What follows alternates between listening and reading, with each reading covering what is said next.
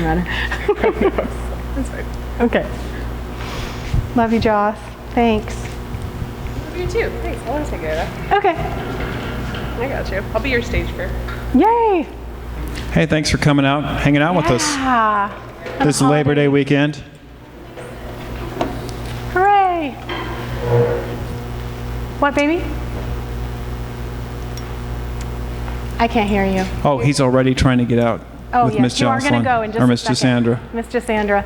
Kids will go in just a second, but I wanted to take, super love that picture that you're working on, Ava. That's so cool. I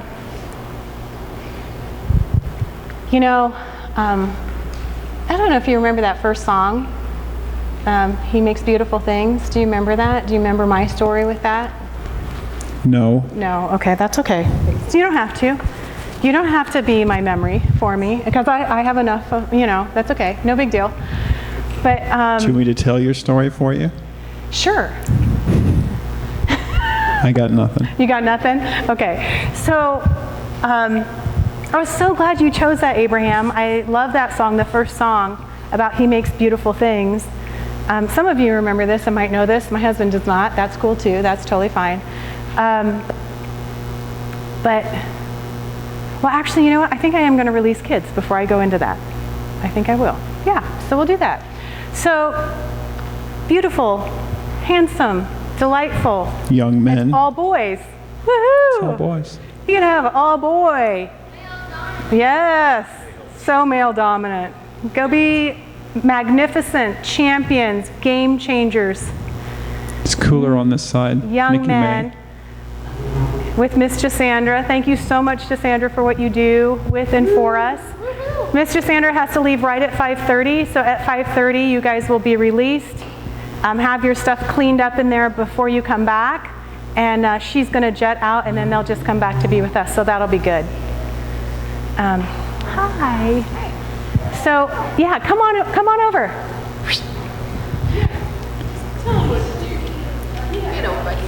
Get over here. This is the fun side of the island. Everyone knows this.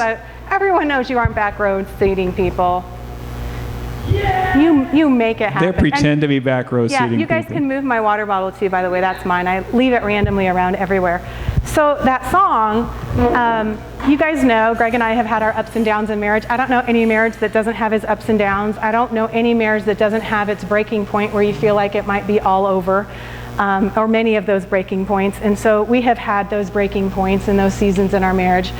And I remember being in my office and going, like, is this, how are we ever going to get through? Like, how are we ever going? You wanted me to recount this story? I just wondered if you remembered the song, because there's a good part to it, a really good part. So I know, he's like, these are the things I blocked from my memory. La, la, la, la, la. It never happened. And that's okay, that's good, that's fine. You get to be you, I get to be me. So anyway, I remember going into my office and just being at that place where, like, my life is over, right? My life is over, because where are we going to go from here? And I remember saying to the Lord, where do we go from here? And he said, and you guys know the journey that I had in feeling like I ever could even hear the Lord. I felt like he said, thanks, babe. I felt like he said, I would like to invite you into a grand love affair that I have with your husband. And I was like, I didn't know you had a grand love affair with my husband. It's kind of weird way to phrase it, but okay.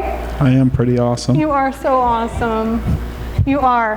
And so he said, yeah, I do. I have a grand love affair with him, and I adore him, and I am wooing him into intimacy with me. And he said, the reason why there's resistance there with him and me is he's waiting continually for the other shoe to drop with me. Because who he thinks I am is someone who's going to squash him, squish him, crush him the moment he becomes vulnerable. And I'm sorry if I'm oversharing here, but that was what I felt like the Lord said to me. You're really not sorry about oversharing. I really try to be. You are a perpetual oversharer. I am a perpetual oversharer. I don't know if that's totally true, but that's what he said. And I went, well, who actually doesn't feel that way about you, Lord? Like, who doesn't? Who doesn't have a level of, like, if that, like, vulnerability is an unveiling, an opening up of, and fear of what that might look like and might mean. And so I felt like the Lord was saying, if you want to invite me, or if you want to say yes, I'm inviting you into this grand love affair that I have with him. And I was like, I don't know if I even like him today, just saying, you know. And he's like, that's not necessary. You don't have to like him. You just have to say yes. And so you guys know that I did Pandora. So I turned on Pandora and I said, what song do you want to give to me to talk to me about my marriage? And it was that song, Beautiful Things. And I sat there and I sang with everything I had in me going, do I even believe that he can make a beautiful thing out of what I feel like is the dust? And not knowing that really the dust is such a beautiful picture of who we are. It's not we're nothing. It's the beautiful partnership of spirit and earth coming together. And dust isn't that we're nothing, it's that we are the heart of God living in flesh here in the earth. And he wants to make beautiful things of the partnership of who he made us to be living here on earth. And so I sang that song and my heart shifted and it turned and I started to see, and it was right around the time that I then wrote down, I don't know if you remember this part, but I wrote down and the Lord said, let's write down all the great things about your husband, which by the way was really long. In fact, I still have that. And it was all these things. Thought it was too short even when it was long. It wasn't too short. And I realized, like I really had, if I were to like kind of compare him to other people's spouses, which was really never a good thing to do, by the way, but I did for the first time ever. And I went, I have really one of the best guys out there. I really do. What have I been telling you? Right? But we have this like place that we're not connecting on, and this is the place that's making everything hard. But overall, I have an honorable man. You know, I have a person who is honest, who treats people well, who never tries to take advantage of anyone, who works hard. You know, I had all these qualities that stacked up and I went, oh my goodness, you know. And so anyway, all of that to say that I feel like I feel like the Lord just wanted to celebrate. And I love that Abraham picked that song. It's one of his favorite songs, actually, by the way. Yeah, and you can share. Absolutely. I felt like the Lord just wanted to remind us that he is in the business of making beautiful things. And he is in the business of inviting us into grand love affairs. The grand love affair that he has with us, the grand love affair that he has with our children, the grand love affair that he has with our co-workers and with all of humanity. He is in the business of inviting people into our true identity. And sometimes watching that road is a rocky, rocky road. But I was standing here tonight and I actually walked over and stood next to Greg and I'm like, I would have never guessed in a million years when I sat in my office weeping and crying and going, could our marriage ever like have anything, that we'd be standing here with people, having community, adventuring together, having relationship, having connection, having slightly less hair on your part. Super good. I love that. It's a good look for you. Like I never could have imagined. Here's the problem with that. We need to imagine better. We need to, right? We need to imagine better. We need to imagine better. Because there are dark places sometimes where it seems impossible, and those are the places, like I never could have imagined that we'd be sitting here tonight. Like, what? And I just adore you. And I'm head over heels in love with you. I adore you too. Thanks. Thank you. Okay, so I didn't mean to do that in the whole I don't think I've ever done that ever. Like, so anyway, it's a funny night. So you wanted to add something? I would love to hear it, Linz. Thanks. I'm never going to get tired of sharing a spiritual space with you. Oh. I asked the Lord, what is new in the song? And he said, the story is new. It's the romance that we've lost. And he reminded me of one of my all-time favorite books, The Sacred Romance. I had crazy conversion when I was 21 when I read this book. And it was the first time I realized it wasn't about what theology you stood behind or claimed to understand. It was about somebody wooing us. It was about a love story. And I felt like he was saying that's what's new, is people are graduating from flannel graphs and stories into understanding that this is what I'm about, actually. Yeah. And then that's he so reminded good. me, for those of you that are familiar with the Enneagram, there's 3 different types of instincts that each of the numbers in the Enneagram use for survival. And he said that each one of those instincts Write it down. are the way that people try to live without me, and the way that they navigate the world so that when they're waiting for the other shoe to drop, basically. When they don't trust It's my their heart, protection mechanism. the 3 that instincts is their protection. So would you tell us what those 3 are, Lynn? Because that ties into our message last Sure. week. So the first is self-preservation. And that's basically, if you're in the wild and you want to survive, you use your own instincts to take care of yourself. So self-preservation, people are really concerned with money, food, shelter, just the basics of survival. If they go to a party, they're like, where's the food? Like, what do I need in this moment? They want to be taken care of, their needs met. Social is, they survive by staying in a herd, in a pack. So if a predator comes, they feel safe in the pack, like, you know, somebody else might get picked off before they do.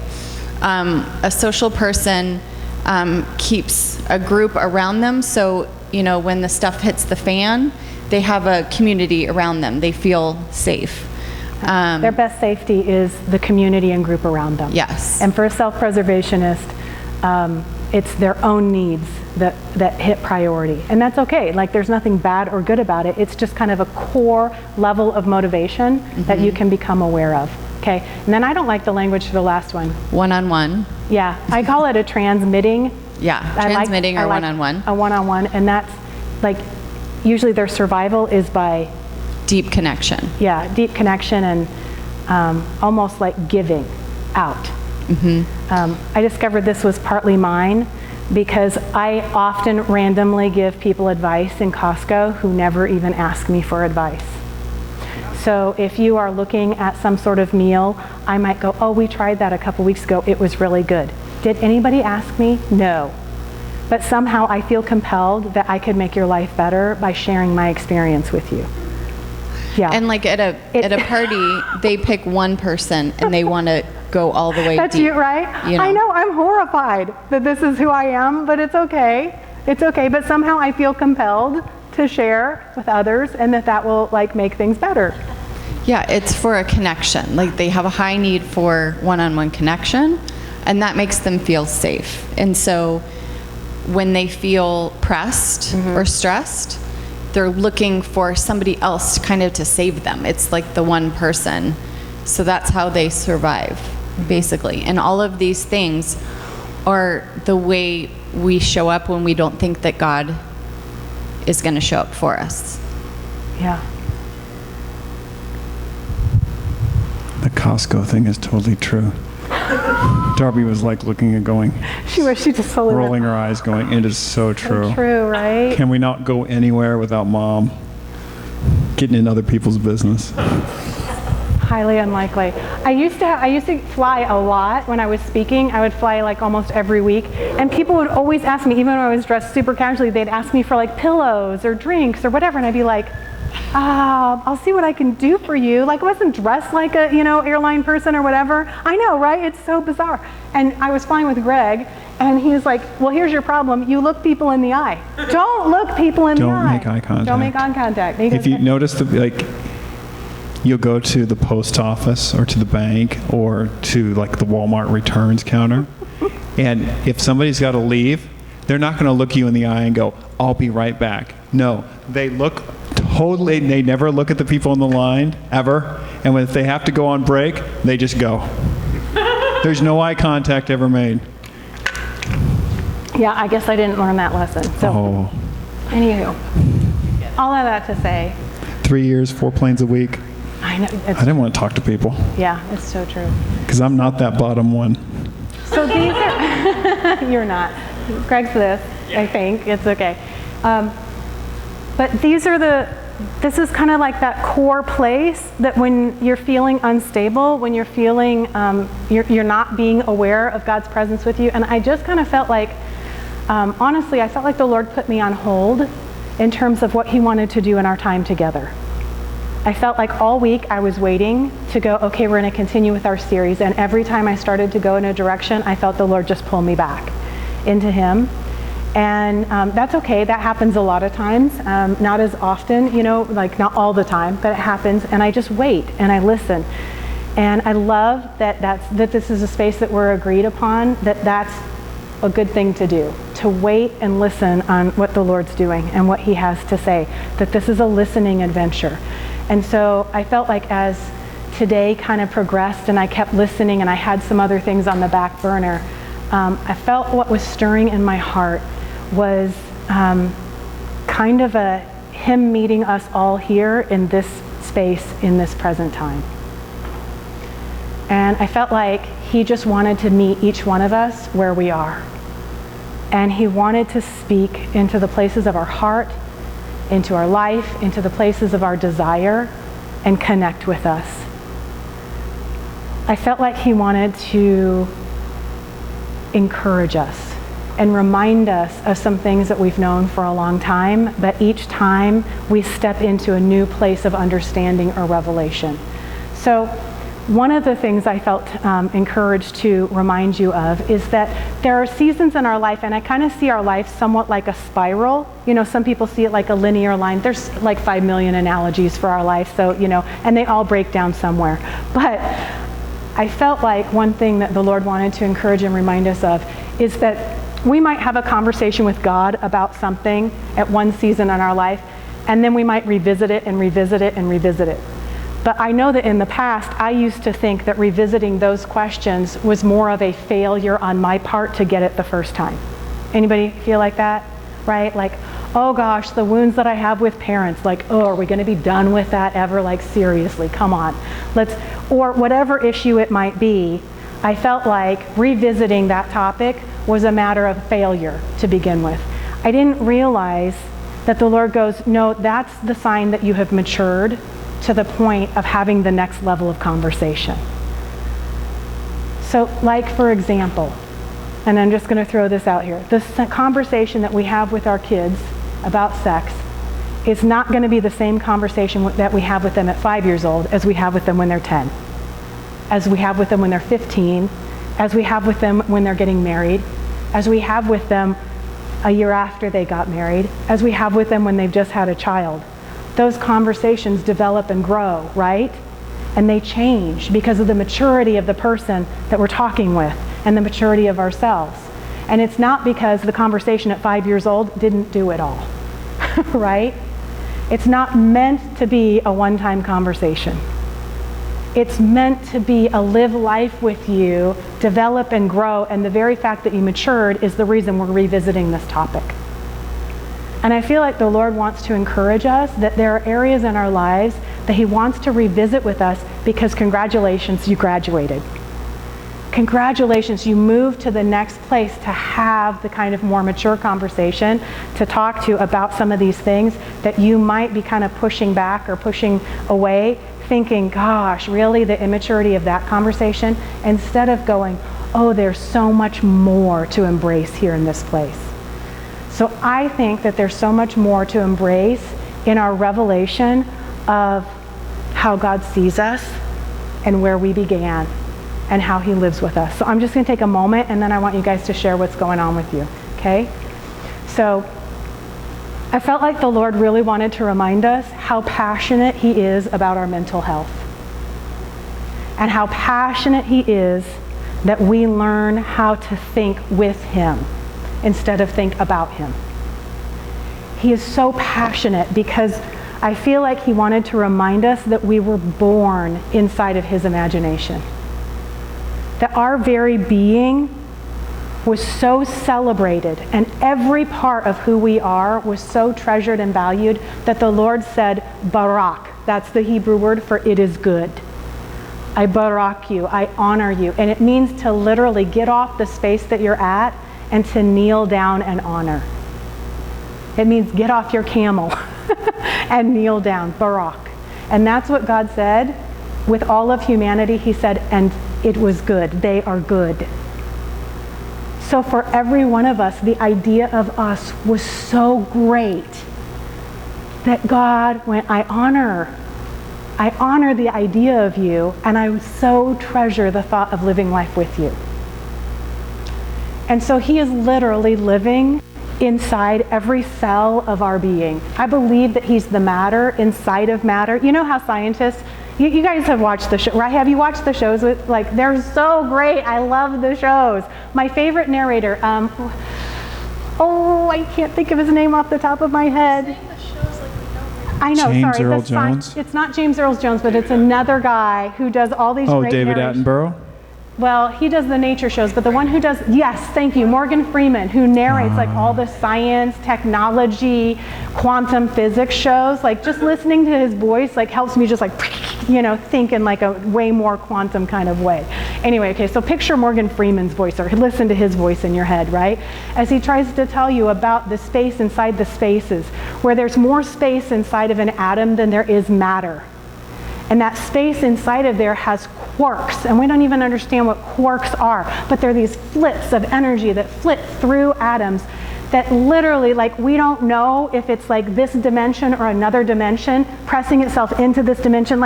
We don't even understand, and yet there's energy in it, and they believe that it's the space inside the space that holds all of this space together. And that if that didn't exist, and it didn't have energy, and it didn't have life, that none of our matter would actually even hold together. And all of that is in every single cell of us, and there is love inside of it, and there is intelligence inside of it, and we're mingled, co-mingled in with this energetic love, and we just haven't always awakened to the awareness of that. And the Lord is going, I am inviting you into the grand love affair that I have with you. I'm inviting you in. I'm inviting you in, and I'm inviting you into the grand love affair that I have with other people. I'm inviting you in to that space of just awakening to the goodness. Because I'm going to just tell you, I am super, super mad about the heartache and the heartbreak that I'm seeing in lives all around me. Anybody with me? I want to cuss about it. I'm so angry, but I will resist for you. Okay. It's good. Yeah, thank you. I'm so mad about it. I'm so mad about it. I want to lay hands on every single person and just release them into their right mind. Don't you? I want to do that.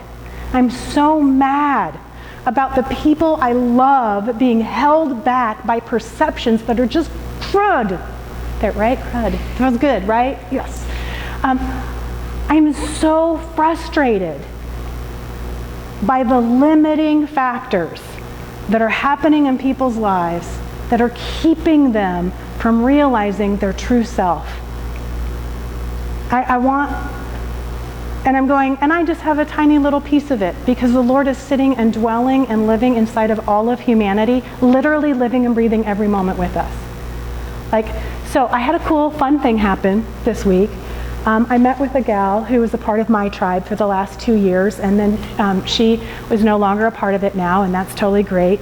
But I got to have this fantastic meeting with her where she shared how her perspectives during tribe had changed so much. And it shifted all these different areas of her life. And literally now, almost every aspect of her life is completely different because of some perspective changes and some yeses that she said to some invitations from God to see herself and to see different people differently. And that was such a total joy for me to see, I haven't even been in touch with her. That was just something, it just happened. And it happened choice by choice, invitation by invitation, but it was I was so encouraged. So I'm just listening. There are places in our lives and in the lives of others where God is inviting these places to shift, where we no longer have to protect ourselves where we no longer have to protect others, and where life and love can reign in the deepest part of ourselves, where we grip, where we are afraid. So I feel like the Lord's wanting to address some of that for us. Does anybody have any comments so far?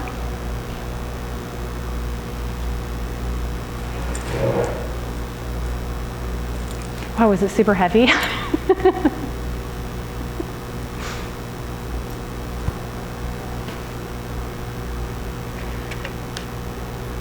So,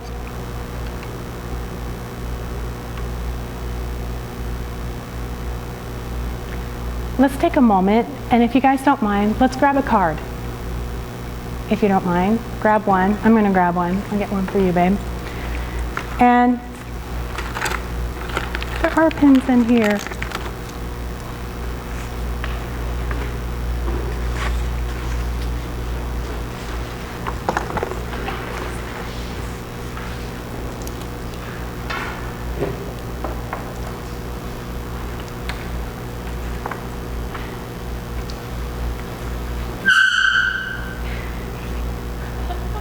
That's okay. I don't know what. That's funny. Let's just take a minute with the Lord.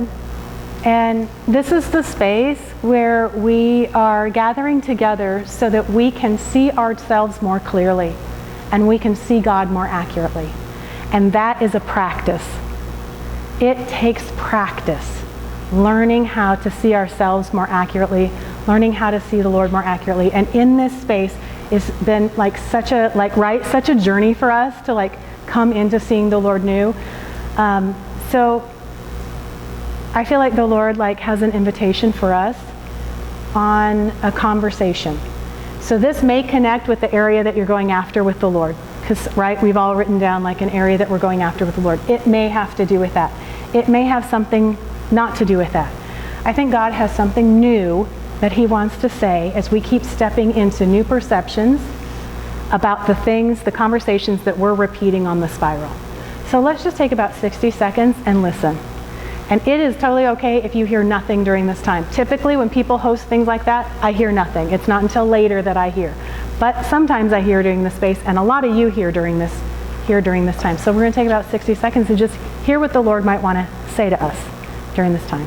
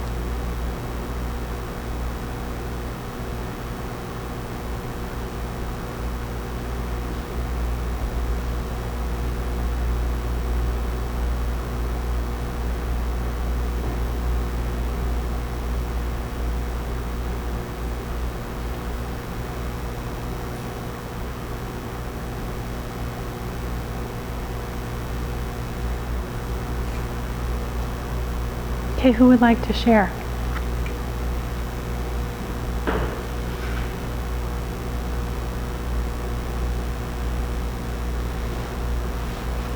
Whew.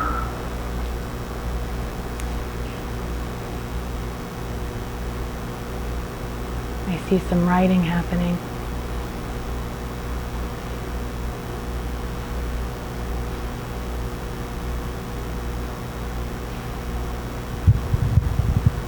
I'll share. The thing that I've been going after is time, because I always feel like I don't have enough time. And I took off Friday. I'm taking off all this week. We don't have big plans to do anything. I mean, there's some stuff I need to do, but really I have a lot of free time this week. And it's going to be really easy for me to kind of fill that up with stuff that I want to do. And I could end this without being rested this whole vacation time that I have. So I heard that make time to relax during this vacation time, which I've been doing. Yep. So far, kinda. It's really good. The moment Greg has any free time at all, he looks around at all the things that he's been needing to get done, and he just does those. Which, by the way, makes my life really, really wonderful. So I'm super, super grateful for that quality. I hope that doesn't completely go away, because that's really, really super awesome to be around. But what it also means is that your mind is never at rest. Yeah. You don't ever feel rested. And so it means, like, what are the kinds of activities that mean rest to you? What are the kinds of things that, and so that's super, super cool. So it keeps, like, the story of your thing on time just keeps evolving, which is really good. By the way, I found a really good place to take a nap is in one of these giant memory foam bean bags. Wait, God, Abraham, this 5-foot thing. It's called the just sack. huge. The it's sack. just huge. We got it from And you First get into Birthday. this thing. Every time I sit in this thing, I go to sleep for like an hour. Is it womb-like for you, It's babe? womb-like. It conforms to it. I sit in this thing. It's so, it comes to It's you in huge. this, like, box that's like this big, but it weighs like 50 pounds. And then you open it up, and once the air gets in, it just starts getting bigger and bigger and bigger and bigger, and then it's become this, like, giant, they call it the sack. Anyway, it's pretty hilarious. We took pictures. So if We'll share you're them. having trouble sleeping, That might be it. $150. There you go. Your problem is Womb-like, solved. Womb-like. So anyway, so that's one of your little time capsules there with the Lord, right? Something like that. That's hilarious. Okay, who else has something to share? Thanks, Lynn. Nobody's beating you down to not. I heard the words savage beauty. People forget to pursue beauty as a necessity of the soul. When talking of needs getting met by me, they overlook beauty. I made beauty over the earth because I need it, and so does everyone else. When was the last sunset you saw last overlook? Last time you stopped to allow beauty to pierce your soul and not move on to the next to do? You take after me, pursue beauty in your life. That's what I heard. That's good.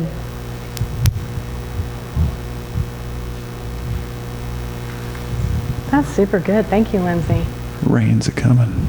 Rain is coming. Woohoo, I love it. Yay. Okay, who else wants to share?